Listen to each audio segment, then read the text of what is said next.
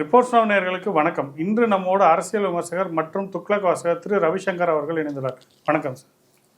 வணக்கம் sir. So உலகையே ஆண்ட நாடுன்னு தன்னை சொல்லிக்கக்கூடிய இங்கிலாந்து வந்து இப்போ ஒரு பெரிய பிரச்சனையில் மாட்டிருக்கு. எங்களுக்கு சூரியன் உதிக்கிறதும் இல்லை மறைவதும் இல்லைன்னா ஆமாம் தன்னைத்தானே மாத்தட்டிட்டு இருந்தாங்க. இப்போ என்ன சொல்கிறாங்கன்னா, எங்களுக்கு எங்கள் நாடை திருப்பி கொடுங்க அப்படின்னு ஒரு 1.5 லட்சம் பேர் ஒரு பெரிய ப்ரொட்டஸ்ட்டில் கலந்துருக்காங்க. இப்போ இங்கிலாந்தில் என்ன நடக்குது சார்? இந்த 1.5 லட்சம் பேர் இந்த இது மெயினாக முந்தி இருந்த இது திஸ் இஸ் டியூ டு அந்த racism issue and so many immigrants right from Islamic countries and right from other நான் இஸ்லாமிக் கண்ட்ரீஸ் எல்லாருமே. இப்போ யூகே லண்டன்லேயே போய் பார்த்தீங்கன்னா நிறையா இண்டியன்ஸு, மெயினாக ஈவன் தமிழியன்ஸ் ஆல்சோ நிறையா. இவங்க தமிழியன்ஸோட ஏரியான்னு தனியாக இருக்கும், தெலுங்கு ஸ்பீக்கிங் பீப்புள்னு. ஸோ யூகே பொறுத்த வரைக்கும் அந்த பீப்புள் நம்மளுடைய ஐடென்டிட்டியை தொலைச்சி விட்டோமோ அப்படின்னு மாதிரி அவங்களுக்கு ஒரு இது இருக்குது. ஸோ இது வரைக்கும் எல்லாமே white people, England white people அது இதுன்னு இருந்த இது போய் அது ஒரு மிக்சட் ரேஸ் மாதிரி ஆகிடுது, அமெரிக்கா மாதிரி ஆகிவிட்டது. அண்டு யூகேல இப்போ எல்லாருமே சொல்கிறது கமெண்ட்ஸ் என்ன சொல்லுவாங்க அப்படின்னா, யூகே என்னைக்கு இஸ்லாமிக் நாடு ஆக போகிறது தெரியவில்லை அப்படின்னு கூட சொல்லுவாங்க. லண்டன்ஸ்தான் அப்படின்னு மாறப்போதுங்களா? எக்ஸாக்ட்லி. ஸோ அந்த அளவுக்கு முஸ்லீம் பாப்புலேஷன் அதிகம், அந்த அளவுக்கு நான் ஒயிட்ஸ் அதிகம். ஸோ ரைட் ஃப்ரம் இவங்க இந்தியன்ஸ்லேருந்து சைனீஸ்லேருந்து பங்களாதேஷ் இவங்க எல்லா இவங்களும் உள்ளே வந்துட்டாங்க. அதனால் முன்னாடி நான் சொன்ன மாதிரி இங்கிலீஷ் பீப்புள் நம்மளோட ஐடென்டிட்டியை தொலைத்து விட்டோமோ அப்படின்னு பார்க்குறாங்க. இதையும் தாண்டி நீங்கள் பார்த்தீங்கன்னு வச்சுங்க, முதல்ல சொன்னீங்க எங்களுடைய சாம்ராஜ்யத்தில் சூரியன் உதிப்பதும் இல்லை மறைவதும் இல்லை அப்படிங்கிற மாதிரி. எங்கள் மெயினாக சூரியன் மறைவது இல்லை, எங்கள் சாம்ராஜ்யத்தில் சூரியன் மறைவது இல்லை. அதுதான் தற்போது வேர்ல்டு பூரா இவங்க தான், ஆமாம், ஈஸ்ட்டு வெஸ்ட்டு எல்லாமே இவங்க தான். ஸோ அந்த மாதிரி இருந்த நிலை மாறி மெயினாக இவங்க முதல்ல யூரோப்பியன் யூனியன் மெம்பராக இருந்தாங்க யூகே. அண்ட் நவம்பர் 2020 அதில் ப்ரீ எக்ஸிட் அக்ரிமெண்ட் அப்படிமா Boris Johnson prime minister as அந்த யூரோப்பியன் யூனியனை விட்டு யூகே வெளியில் வந்தாங்க. வெளியில் வந்தது இவங்களுக்கு பெரிய பொருளாதார இதை பொறுத்த வரைக்கும் அடி வாங்கித்து. அதுவே இந்த மாதிரி வெளியில் வரும்பொழுதே ஒரு கன்சென்சஸ் ப்ராப்பராக ரீச்சும் ஆகலை. மெயினாக UK, Scotland and northern Ireland இதுதான் அந்த பிரிட்டிஷ் இது யூகே. ஸோ அந்த ஸ்காட்லாண்ட் நார்தர்ன் இவங்களுக்குள்ள அந்த அளவுக்கு ப்ராப்பர் கன்சென்சஸ் கிடையாது. ஸோ யூரோப்பியன் யூனியன் விட்டு வெளியில் வந்ததுக்கப்புறம் இவங்களுடைய எக்கனாமிக் இதில் பொருளாதார மேம்பாட்டில் நிறையா கொஞ்சம் இது வந்தது. அந்த அளவுக்கு இவங்களுக்கு ஓப்பனிங் இல்லை. யூரோப்பியன் யூனியனுக்குள்ளே மறுபடியும் இவங்க இதெல்லாம் விற்கிறதுக்கு அந்த அளவுக்கு ஈஸியாக அமைவதில்லை. அதையும் தாண்டி நீங்கள் பார்த்தீங்கன்னு வச்சுங்க, பொருளாதார இன்வெஸ்ட்மெண்ட்டெல்லாம் முந்தி யூரோப்பியன் யூனியனில் இருக்கும் பொழுது இன்வெஸ்ட்மெண்ட்லாம் யூகே நோக்கி வந்தது. இப்போ அந்த இன்வெஸ்ட்மெண்ட்லாம் அந்த அளவுக்கு ஃப்ரீயாக வர முடியல. ஸோ இதெல்லாம் பார்க்கும்பொழுது அந்த உள்நாட்டிலேயே பொருளாதார மந்தம், இந்த இம்போர்ட் பில்ஸ் எல்லாம் அந்த அளவுக்கு அதிகமாக எடுத்து தன் மக்களுடைய வாழ்வாதாரம் குறைய ஆரம்பித்து விட்டது, அன்எம்ப்ளாய்மெண்ட் அதிகமாகிவிட்டது. ஸோ இதெல்லாம் தன்னுடைய மக்களால் அந்த அளவுக்கு முந்தைய மாதிரி ஃப்ரீயாக ஒரு ஸ்பெண்டிங் பண்ண முடியல. பொருளாதார நெருக்கடி இதுக்கு விட்டது. இதையும் தாண்டி நீங்கள் பார்த்தீங்க அப்படின்னா எக்கனாமிக் சாங்ஷன்ஸ், யூரோப்பியன் அந்த ரஷ்யா உக்ரைன் வரும்பொழுது ரஷ்யாவுக்கு அகென்ஸ்டாக இவங்க உக்ரைனை சப்போர்ட் பண்ணுறேன்னு சொல்லிவிட்டு நேட்டோவோட சேர்ந்து உக்ரைனுக்கு ஈக்விப்மெண்ட் எய்டு, மிலிட்ரி எய்டு அந்த மாதிரி கொடுக்குறச்ச இதுக்கெல்லாம் பணமே கிடையாது. இருந்தாலும் எக்ஸ்ட்ரா பட்ஜெட் அலோகேட் பண்ணி இந்த மாதிரி இவங்களுக்கு கொடுத்ததுனால இவங்களுடைய நெருக்கடி, பொருளாதார நெருக்கடி அதிகமாகிவிட்டது. இதையும் தாண்டி நீங்கள் பார்த்தீங்கன்னு வச்சிங்களேன், இவங்க நெக்ஸ்ட்டு ஒரு 10 இயர்ஸ்க்கு ஒரு பட்ஜெட் பிளான் கொடுத்துருக்காங்க. அதில் எந்த அளவுக்கு நம்ம டிஃபென்ஸ் எக்ஸ்பெண்டிச்சர் அதிகப்படுத்தணும், எந்த அளவுக்கு லேட்டஸ்ட்டு டெக்னாலஜி பேஸ் பண்ணி டிஃபென்ஸ் எக்யூப்மெண்ட்ஸ் வாங்கணும், ரைட் ஃப்ரம் ஜெட்லேருந்து நியூக்ளியர் ப்ராப்பர்டு ஷிப்ஸு, சப்மரீன், இது எல்லாமே எவ்வளோ இது எல்லாத்துக்குமே இன்வெஸ்ட்மெண்ட் ரொம்ப முக்கியம். ஆனால் இன்வெஸ்ட்மெண்ட் இல்லை, பொருளாதார மந்த நிலை. இதையெல்லாம் தாண்டி வரும்போது மக்களுக்குள்ள வெறுப்பு எல்லாம் வந்துடுது. இது ஒரு பக்கம், பொருளாதார ஒரு மந்த நிலை ஒரு பக்கம். இதையும் தாண்டி வந்தீங்கன்னு வச்சுங்க, இந்த ஆட்டிடியூட் நான் ஒயிட்ஸ். இவ்வளோ பேர் உள்ளே வந்திருக்கீங்க. நான் ஒயிட்ஸ் ஆகட்டும், நான் ஒயிட்ஸுங்கிறச்ச இந்தியன்ஸ்லேருந்து முஸ்லீம்ஸ்லேருந்து எல்லோரும் தான் கொண்டு வரேன். இந்த மாதிரி வந்த உடனே முஸ்லீம் பாப்புலேஷன் கொஞ்சம் அதிகமாகி விட்டது. அந்த ஈவன் இப்போ லேட்டஸ்ட்டாக அங்கே யூகே ஹோம் மினிஸ்டர்னு பார்த்தீங்கன்னு வச்சுங்க, ஒரு முஸ்லீம் இஸ்லாமிக் உமன் தான், ஐ ஃபர்காட் ஹர் நேம். முன்னாடி இந்தியன் ரிஷி சுனக் கூட இருந்தார். ரிஷி சுனக் பிஎம்மா இருந்தார். அதுவே அவங்களுக்கு பிடிக்கவில்லை. அதுவே அவங்களுக்கு பார்த்தீங்கன்னு வச்சுங்க, ரிஷி சுனக் ரொம்ப நாளும் யூகேல இருக்கார், யூகே சிட்டிசன். இருந்தாலும் Rishi Sunak is not a white. அதுவே அவங்களுக்கு பிடிக்கல. ஸோ அதான் ஒரு காலத்தில் சூரியன் மறைவதில்லைன்னு இருந்த ஒரு சாம்ராஜ்யம் இன்றைக்கு எங்கே போகிறது, எப்படி போகிறதுனே தெரியவில்லை. ஒரு எக்ஸாம்பிளுக்கே நான் சொல்கிறேன் பாருங்களேன், எந்த அளவுக்கு அன்எம்ப்ளாய்மெண்ட் ப்ராப்ளம் இருக்குது அப்படின்னா, நான் ஒரு 20 years அப்ராடில் இருந்தேன். நான் ஒரு பெரிய அந்த பேங்க்கில் ஜெனரல் மேனேஜர் கேட்டகரியில் இருந்து ரிட்டையர் ஆனேன். ரிசைன் பண்ணிட்டு வந்தேன் 20 வருஷம் கழிச்சு. அப்போ ஒரு நாளைக்கு வந்து ஏர்போர்ட்டில் கிளம்பி இந்தியாவுக்கு வந்துட்டுருக்கேன். நான் ஒரு 2 மாதம் 2.5 மாதத்துக்கு ஒரு இந்தியாவுக்கு வருவேன். இந்தியாவில் ஒரு 10-15 நாள் இருப்பேன், திரும்பி அங்கே போவேன். அந்த மாதிரி இருந்தேன். ஒரு நாளைக்கு ஏர்போர்ட்டுக்கு வரேன். ஏர்போர்ட்டில் பேசிருந்துச்சு, அங்கே ஒரு ஐ மெட் ஏ பிரிட்டிஷ் மேன். எங்கே போகிறீங்க அப்படி இப்படின்னு. வேர் யூ ஆர் எம்ப்ளாய்டுன்னு. நான் வந்து துபாயில் எம்ப்ளாய்டு. துபாயிலையா? ஏன் உங்கள் என்ன யூகேல நீங்கள் இல்லையான்னு? UK there is no employment. What can I do? So I don't have any employment in UK. I do not have any business opportunities in UK. நான் எங்கே போகிறேன் சொல்லுங்கள். ஸோ துபாயில் சேஃபாக ஒரு இதில் எம்ப்ளாய், கை நிறைய பணம் வருது, டேக்ஸ் கட்ட வேண்டாம், I am able to maintain my family அப்படிங்கிறது. இந்த வெல்த் ட்ரெயின் கூட சொல்கிறாங்க. எல்லா நாட்டிலையும் இருக்கக்கூடிய ஓரளவுக்கு அப்பர் மிடில் கிளாஸ் பீப்புள்ஸ் வந்து மேக்ஸிமம் துபாய், ஆஸ்திரேலியா பக்கம் தான் போகிறாங்க. ஒன்று tax reasons, new business prospects. Exactly. அதனால் அந்த அளவுக்கு இங்கிலாந்து யூகே வந்து அடி வாங்கி விட்டது. பட் யூகே வந்து ரீசெண்டாக இப்போ இந்தியாவோட அந்த ஃப்ரீ ட்ரேட் அக்ரிமெண்ட்டுன்னு ஒன்று போட்டாங்க. அந்த ஃப்ரீ ட்ரேட் அக்ரிமெண்ட் பிரகாரம் 99% of Indian exports, right from leather, toys, goods, gems and jewelleries, textiles, இது எல்லாமே நில் டேக்ஸ் யூகேக்கு போகிறது. அந்த மாதிரி யூகேலேருந்து விஸ்கிலேருந்து இதுலேருந்து ஆட்டோமொபைல் காம்பனன்ட்ஸ்லேருந்து இந்தியாவுக்கு இம்போர்ட் பண்ணுறாங்க. இது வந்து ஒரு ஃப்ரீ ட்ரேட் அக்ரிமெண்ட் மே 2025 சைன் பண்ணாங்க. இது வந்து பெரிய ஒரு எக்கனாமிக் பூஸ்டராக இவங்களுக்கு யூகேக்கு இருக்கும். இதே மாதிரி இதை வந்து வேரியஸ் யூரோப்பியன் கண்ட்ரிஸோட அதர் கண்ட்ரிஸோட யூகே ட்ரை பண்ணுறாங்க. ஆனால் ஆஸ் ஆன் டேட் யூகேவுடைய எக்கனாமிக் இதுன்னு பார்த்தீங்கன்னா முந்திருந்த அந்த ப்ராஸ்பரிட்டி கிடையாது. ஸோ இது வந்து மக்களுக்கு ஒரு வெறுப்பு, இதையும் தாண்டி அந்த நான் ஒயிட்ஸ்லாம் உள்ளே வந்தோடனே நம்ம ஐடென்டிட்டியை தொலைத்து விட்டோமோ, you people go back to your country. ஆமாம், ஆக்சுவலி அதில் நான் ஒரு ஆர்டிக்கல் பார்த்தேன், கொஞ்சம் ஃபனியாக தான் இருந்தது. Go back to your country அப்படின்னு சொல்லிட்டு எல்லாரும் இந்தியன் ரெஸ்டாரண்ட்ஸில் போய் சமோசா, பஜ்ஜி சாப்பிட்ற மாதிரி போட்டாங்க. வீடியோஸ்லாம் எடுத்து போட்டு protest has been surrendered to Indian restaurants. Indian onion bajji. அந்த அளவுக்கு அவங்களோட கல்ச்சர்லேயே பெரிய இம்பேக்ட் வந்துருது. அதான் பொதுவாகவே நீங்கள் பார்த்தீங்கன்னு வச்சுங்க, நான் ஒரு கண்ட்ரியை போய் ஆக்குப்பை பண்ணிட்டேன்னு வச்சுங்களேன், பட் அந்த கண்ட்ரி பீப்புளை வந்து என்ன தான் நான் பெரிய அத்தாரிட்டேரியன் ரெஜியூமை கொண்டு வந்தாலும் அந்த மக்கள் மனதில் மாற்றத்தை கொண்டு வர முடியாது.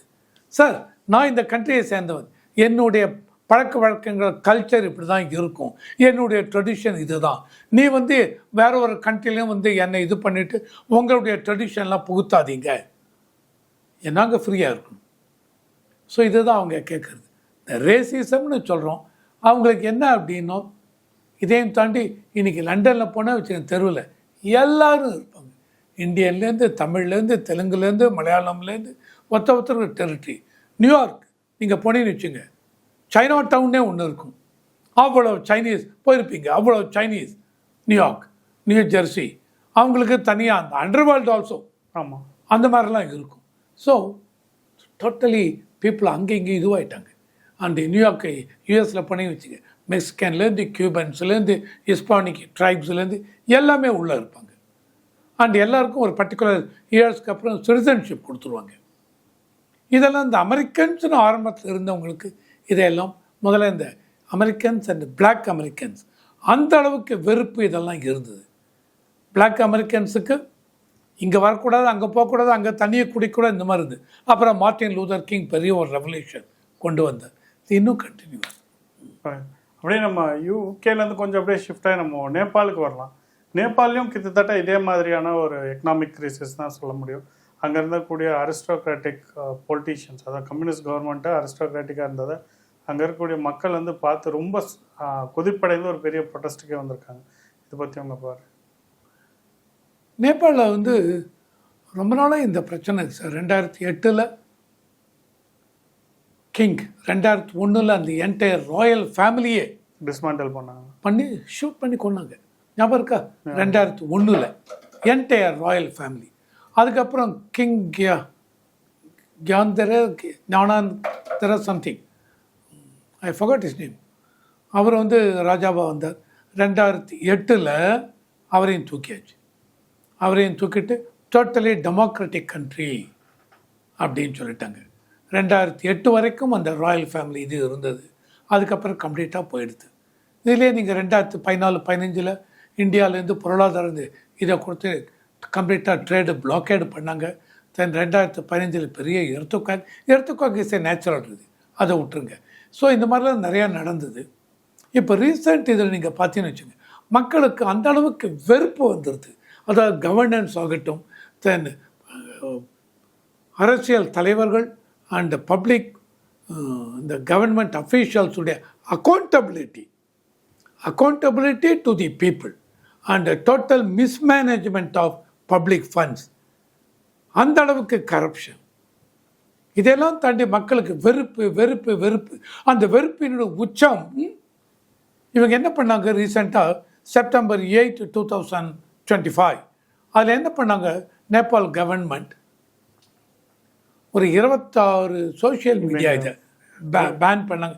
எதனால் அப்படின்னா அவங்களுக்கு சோஷியல் மீடியாவை ரெகுலேட் பண்ணணும் ப்ராப்பராக. இந்த டேக்ஸ் இதுலேருந்து ஸோ மெனி ஐட்டம்ஸ் அதை டியூ டு தட் ரெகுலேட் பண்ண வேண்டும் அப்படின்னு சொல்கிறாங்க. ஆனால் அதையும் தாண்டி உள்ளுக்குள்ளே சோஷியல் மீடியாவில் ஃபேஸ்புக்லேருந்து ட்விட்டர், எக்ஸ் ஹேண்டல்லேருந்து இன்ஸ்டாகிராம்லேருந்து எல்லாத்துலேயுமே ட்ரெண்டிங் என்ன வந்துருத்தினால் எந்த அளவுக்கு நாட்டில் கரப்ஷன் இருக்குது, எந்த அளவுக்கு ராயல் லைஃப் வாழ்கிறாங்க, கவர்மெண்ட்டில் அஃபீஷியல்ஸும் அவங்க ஃபேமிலியும் எந்த அளவுக்கு ராயல் லைஃப்பை லீட் பண்ணுறாங்க, எந்த அளவுக்கு மக்கள் ரொம்ப புவராக இருக்காங்க, எந்த அளவுக்கு ஜாப் ஆப்பர்ச்சுனிட்டி யங்ஸ்டர்ஸ்க்கு இல்லை.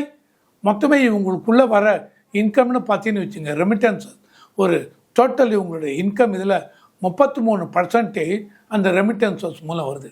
அதாவது நேபாளில் இருக்கவங்க வெளிநாட்டில் போய் ஒர்க் பண்ணுறாங்க, அவங்க மூலம் வர ரெமிட்டன்ஸஸ் ஒரு 33%. ஸோ இதெல்லாம் பார்க்குறச்ச ஒன் மெயின் இஷ்யூ யங்ஸ்டர்ஸை பொறுத்த வரைக்கும் அவங்க ஜெனரேஷன் Z அப்படிங்கிற ஒரு குரூப்பு கீழே இது பண்ணாங்க. அமி நேபாள் HAMI இருக்கும், அமி நேபாள்னு ஒரு குரூப்பு.